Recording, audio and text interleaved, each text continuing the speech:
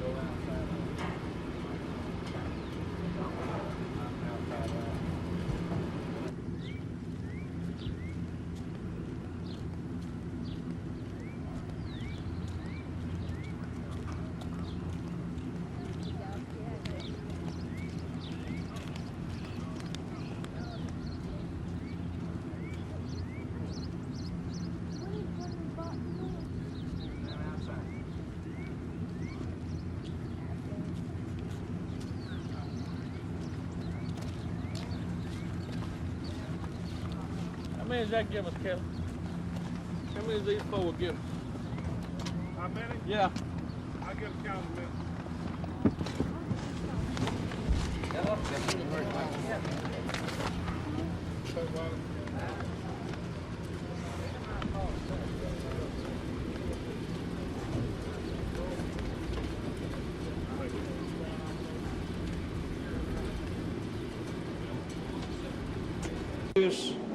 The Commissioner of the Alabama Prison System, Mr. Fred Smith.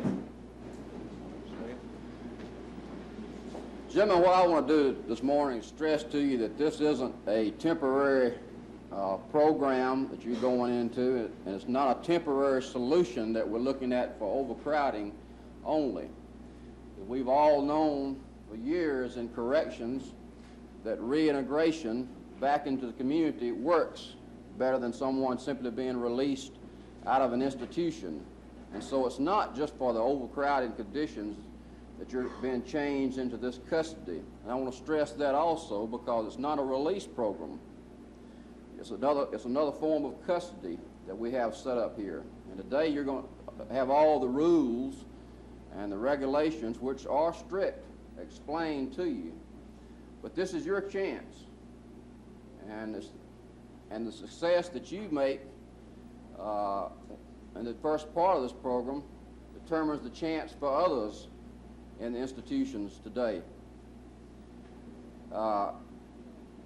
We do have some strict guidelines, and I want to say this now because if any time while you're out that you feel that something's going wrong in your family, something's going wrong on your job, or for some reason that you feel that you simply can't make it out there, you can come back to your supervisor and tell them that you want to come back into the system, and it will be no punitive measures whatsoever taken against you.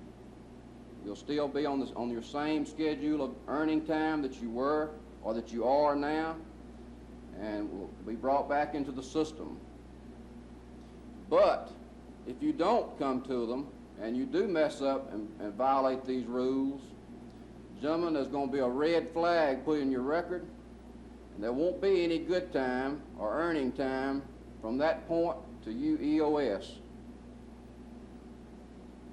Does everybody understand? And I solicit your cooperation because this is your chance to make it. And what I'm looking at on this program is that for this program, the SIR program, to eventually, within the next 8 years, to actually be larger than the Department of Corrections is now. I think we've got to look at in this society and not caging people up for long periods of time, but rather reintegrating them back into life, back into the life stream. And so that's what this program is. And while the rules and regulations are being explained to you today, if you have any questions, don't be bashful. Ask them, for this is the place. Any problems you think you might have with it, or any questions you have, do it today in here. Okay? Bill? Okay, Mr. Kent, bring all the rest of them in there. We got plenty of pencils.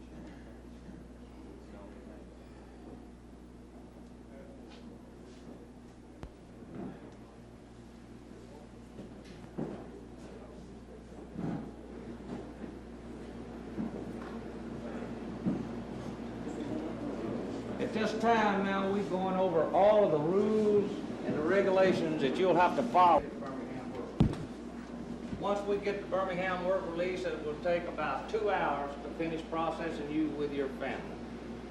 At this time, I'd like to present Correctional Officer Al Dodd, who will give you all of the rules and regulations and explain the contract to you. Any of you that do not want this program this morning, after the rules and regulations and the contract is explained to you, I'll be here to talk to you and we'll take care of the problem. Mr. Dodd. This program all of you are about to enter was established back in May, and we're using Administrative Regulation 432 as a guideline, and Article 3 of the And you might be wondering how you got selected for the program, and I'd like to talk briefly about the selection criteria that we used.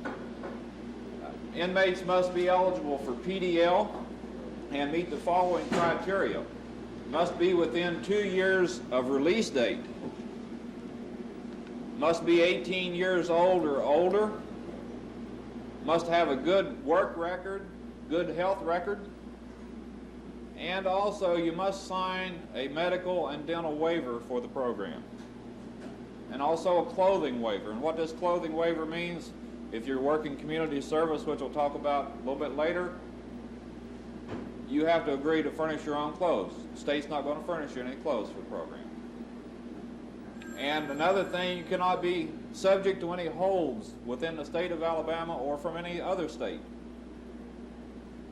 And also, you have to have a clean record for 4 months. That means if you had a disciplinary within the last 4 months, you would not have been eligible for the program. And also, inmates serving time for sex offenses, child molestation, burglary 1 are not eligible. And also, the last criteria, you must not be a risk to the community. We're talking about personal crimes. I would like to talk with you about the rules and regulations for the program. One thing to remember, all of you are still inmates, state of Alabama. So the rules of the inmate handbook are still applicable to your behavior while you're out in the community. Also, we have some additional rules because of a new program that you're going to be living by while you're in the community. And I'm going to read these rules. And after I get done with the program, as Commissioner Smith said, this is a new program, and the future of the program depends upon you individuals. Our officers will work with you. However, it's going to take some cooperation from you out there in the program. And I'm going to read these rules. Inmates must realize that they're living in a civilian environment. Upon your assignment to the program, the supervision team will meet with your family within 10 days. And a lot of you, this will be taken care of today when you get to Birmingham. You're going to be in phase 1 for 3 months. I'm going to talk about the rules in phase 1. One visit is going to be to your place of employment. One visit is going to be to your home at night. And one visit while performing community services.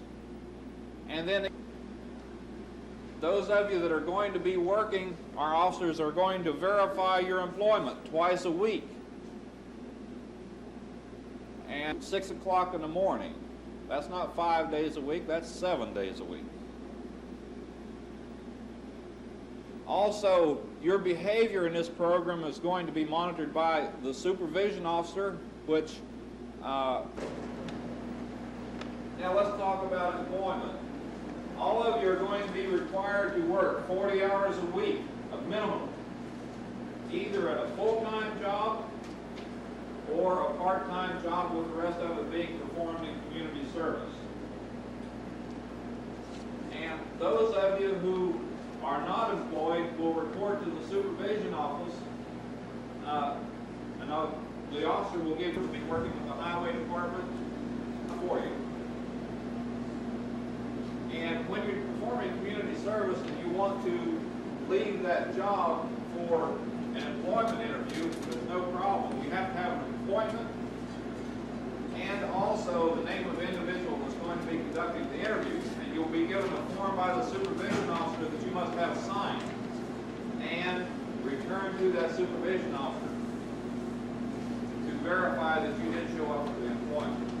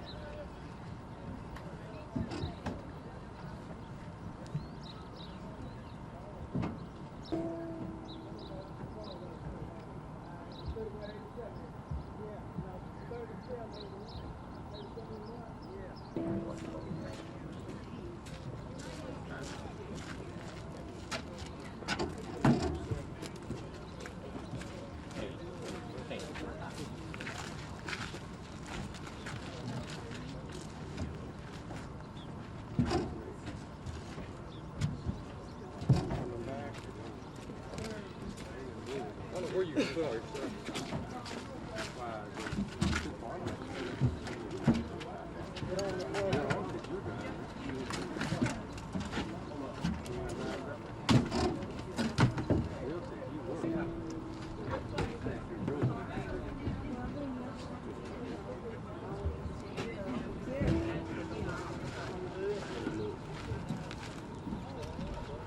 You know where this bus is going to?